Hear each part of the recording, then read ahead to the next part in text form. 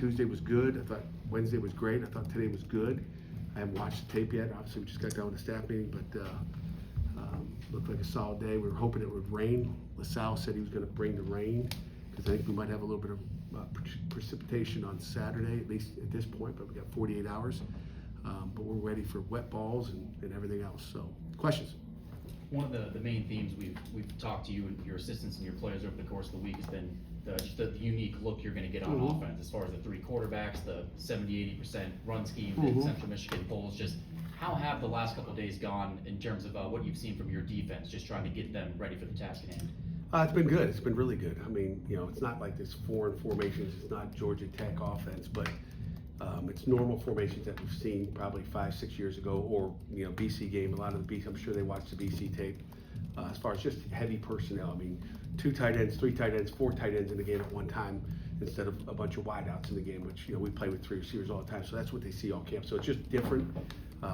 Every week we're prepared for 12 personnel, which is 2 tight ends in the game. But then there's 3, there's 4. They just got a bunch of different big personnel groupings that we'll have to be prepared for. And we've had a good week with it. And it's nothing foreign to us as coaches, but it's foreign to the players when you don't do it for a whole month of August, very much of it. Just on the flip side, when it comes to the pass, maybe not a team that passes all that much, but I think they had one explosive play, almost a 50-yard pass they completed against San Jose State. How do you keep the guys disciplined and just ready for attack? Yeah, Josh, it's eye control, right? You gotta have eye control. They're gonna lull you to sleep and try to pop one on you and hit them. It was really a spread. The big pass was a spread formation that we do see, but we expect some pop passes to the tight ends that we've seen in the past. It's a heavy run look, and all of a sudden the tight end slips out somewhere where they run what we call Y high. Those things we've seen in the past, and we've worked those. But it's just eye control out of the safeties, making sure that that tight end, did he block? Then you fit. If he didn't block, you got to keep. You start to get where's the ball, and forget that your tight end just ran by you. Things like that. Does that make sense? Of course. Okay. Talking to Coach Trinkle, he basically said that most of their 4th down decisions are based on analytics that they studied before the game. But how much of your 4th down decision making is based on analytics or stuff situationally going into the game versus a feel for the situation in the game on the field? Yeah, I mean, it's analytics is everything we do. I mean, it's what you do. You have a good feel of what it is, and I don't talk a lot about the analytics because it doesn't really matter. But when we go for it on 4th down like we did last week, it's all based on analytics of time of the game and all the. I mean, everything matters. It's a book about that thick. That Chris LaSalle will help me out with the analytics as far as what the go is. But every series that starts, Stephen, I'm telling Cade Bell on the P and 10 at the 25-yard line, hey, 1 is a go. He knows on 1st down. That means he knows he's got 4 downs really to get 10 yards. I don't tell him at the 3rd down that hey, because it would change your play call. Does that make sense? Yeah. So we talk about it's called sequencing. So we're sequencing plays. They're doing a lot of it because they're running so much that they feel like if they get 3 yards on 1st down, 3 yards on 2nd down, 3 yards on 3rd down, that it's going to be a 4th and 1. And I think across the country, depending on the score of the game, depending on the field position, that a go is pretty prevalent. And again, through the last 5, 6, 7 years, there's been more people going for it on 4th and 1, and you see it in the NFL as well. There's been more people going for it on 4th and 1. So everything's analytics. I mean, everything.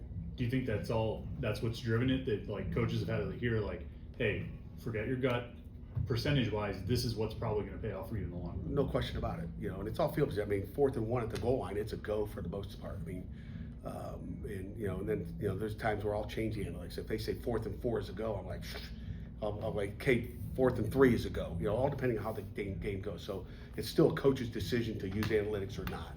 So it's still a gut feeling. But it goes down to how the game has gone so far. You go for it in 4th and 1 early or 4th and 3 and you get it, you're going to keep going and have success. If you're not, the matchup's not good. It all depends on who you're playing, and it's all structured through that. With playing such a unique offense, how much does it help that your defense has a lot of returners on it that know how to play with each other? I think experience. Anytime you have experience out there, that's a bonus. I mean, I think experience is everything. So these guys have played, this type. Like I said, we played BC, which was heavy personnel. So it's not like we haven't done it for 10 years. So that's perfect. Let me go back to the analytics question real quick, because one thing I think it's important is every week it's different. Okay, I think maybe I kind of said that. If you're playing, Florida State or you're playing Duquesne, it's all going to be different based on. So it's a game by game. What does it look like for this team based on the offense, the defense, what they do, what we do, where we're ranked in different, categories. So it's not just hey, 4th and 2 is always a go at this yard line. It's every week is something different. So is it considered like, is it, for example, saying, oh, Florida State was better at defending, X 4th down? If Florida State is good on like their defense is elite run defense, then then we're going to be a little bit more careful. What are your chances of getting it on 4th and 1? So it's all based on who you play, and we grade out like we get into the 40-yard line. We get to rank our kickers and our punters and all those. Like last year Ben saw our kicker rating was higher than what maybe it is when you're working with a true freshman like last week and you don't know what you have.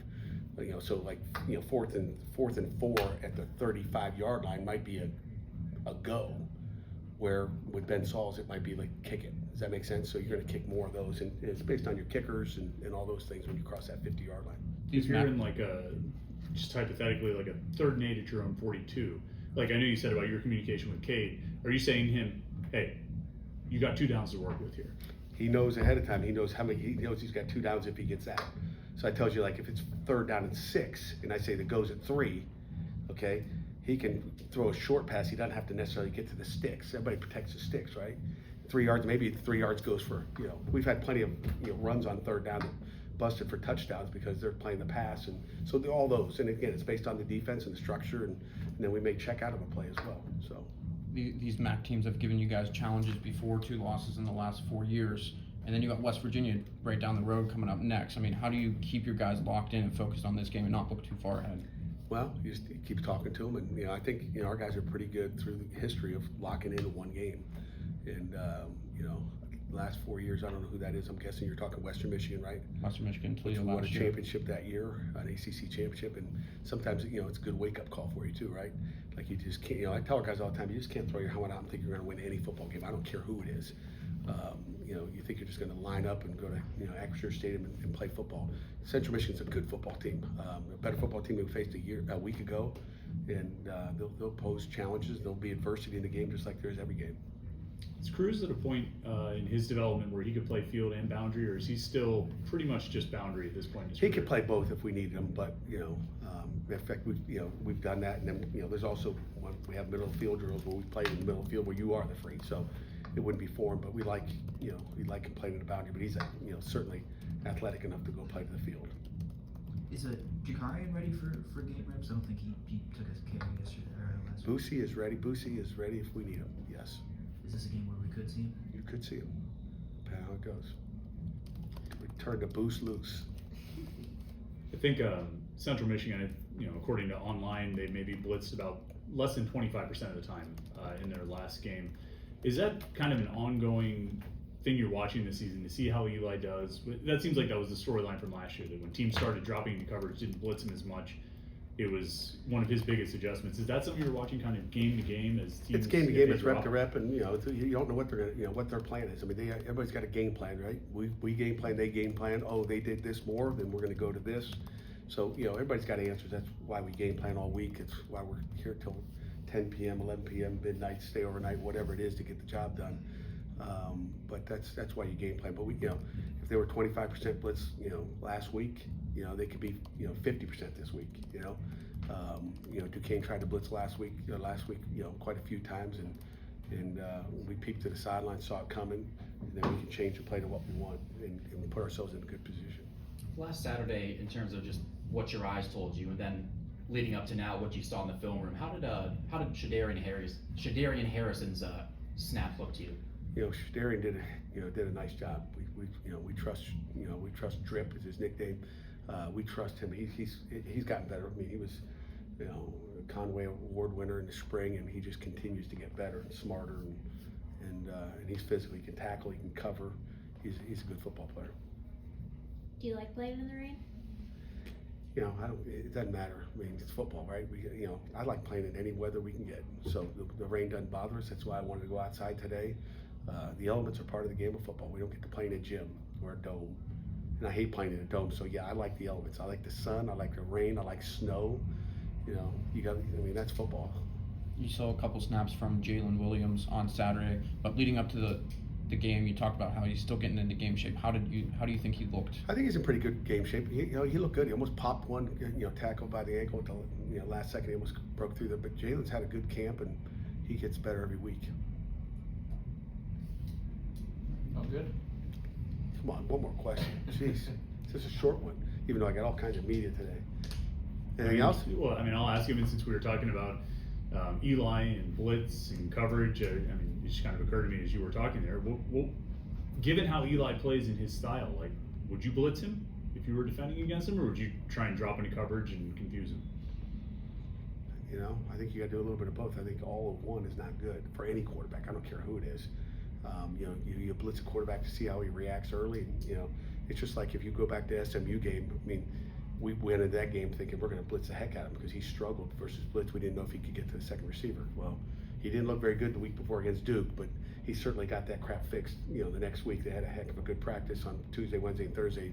And that dude sat in the pocket versus blitz and made the right throw. So, so you got. I mean, it's you find out in the game, you know, where they are and what you can do. Do you think as the season goes on, would you like to rotate the linebackers? I know you got Lappy and Lindsey in a little bit, but it was kind of like later. Would you like to maybe rotate a little bit more? Maybe. I mean, again, we got confidence in Lappy and Abe Ibrahim as well. I mean, he's gotten a lot better. I haven't really mentioned his name, and obviously Cam Lindsey. We feel good with those guys, but you know, when I was a coordinator at Michigan State, okay, matter of fact, we rotate more than I ever thought about. I'm putting my 11 dudes out there, and I'm playing with my 11 guys. Period. Go back and watch the tape. Very rarely did a backup get up unless someone said, "Hey, I need a blow." If they need a blow, then they get out of the game. But like, you know, to play elite defense, you want to play your guys. You know, those guys earn a starting job, and you want to play those guys on the field. So, sub's great if they need a break. You know, long series, 8 plays. If it gets to a 9 play, you know, you're obviously going to do that. But if it's 3 and out every time, what are you going to sub them for? Those guys be bored on the sideline. Good question. You think changing styles of offenses have affected how you can sub? Like you're playing tempo offenses, throwing all of it, you might need to sub more than maybe. No doubt. If it's a 10, tempo 2010. offense, you know, sometimes the tempo offenses aren't going to let you sub. You know, the only time you can't sub is if the ball's on your hash. But we're looking at if we do, we got to go fast sub and we got to get it done. These guys got to sprint off the field, but we'll have an idea. If we see a guy tap on a play, we might not be able to get him out, but the next play we are ready to get him out if we need to. But you know, there'll be slow tempo. They'll be milking the clock probably every second of it. So you know, the guys will have more rest this week, so tempo won't be a problem. And again, they can come out in tempos too, right? I mean, they come out, you know, 2 backs and 2 tight ends and in tempos this week too. Who knows? We'll find out. We'll get to play the games. Okay, thank you.